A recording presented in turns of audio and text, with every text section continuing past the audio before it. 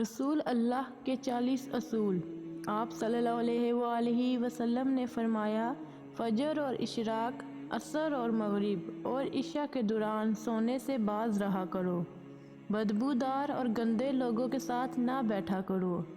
ان لوگوں کے درمیان نہ سوئیں جو سونے سے قبل باتیں کرتے ہیں۔ تم بائیں ہاتھ سے نہ کھاؤ، منہ سے کھانا نکال کر نہ کھاؤ۔ اپنے کھانے پر اداس نہ ہوا کرو، یہ عادت ہمارے اندر ناشکری پیدا کرتی ہے۔ گرم کھانے کو پھونک سے ٹھنڈا نہ کرو، اندھیرے میں مت کھاؤ۔ کھانے کو سونگھا نہ کرو، کھانے کو سونگھنا بد تہذیبی ہوتی ہے۔ منہ بھر کے نہ کھاؤ، کیونکہ اس سے مصداق سے ذمہ داری بھر جاتی ہے۔ ہاتھ کے کراکے نہ نکالو، جوتے پہننے سے قبل اسے جھاڑ لیا کرو۔ نماز کے دوران آسمان کی طرف نہ دیکھو۔ رفع حاجت کی جگہ میں مت تھوکو۔ لکڑی کے کوئلے سے دانت صاف نہ کرو۔ اپنے دانتوں سے سخت چیز مت توڑا کرو۔ ہمیشہ بیٹھ کر کپڑے تبدیل کرو۔ دوسروں کے عیب تلاش نہ کرو۔ بیت الخلاء میں باتیں نہ کیا کرو۔ دوست کو دشمن نہ بناؤ۔ دوستوں کے بارے میں جھوٹے قصے بیان نہ کیا کرو۔ ٹھہر کر صاف بولا کرو تاکہ بات دوسرے پوری طرح سمجھ جائیں۔ چلتے ہوئے بار بار پیچھے مڑ کر نہ دیکھو۔ ایڑیاں مار کر نہ چلا کرو۔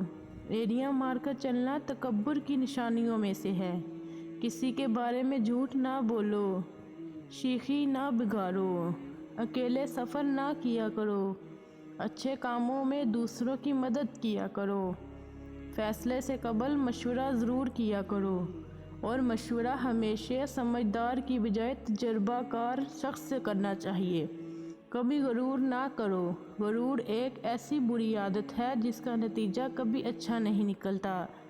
گداگاروں کے پیچھے نہ جایا کرو۔ غربت میں صبر کیا کرو۔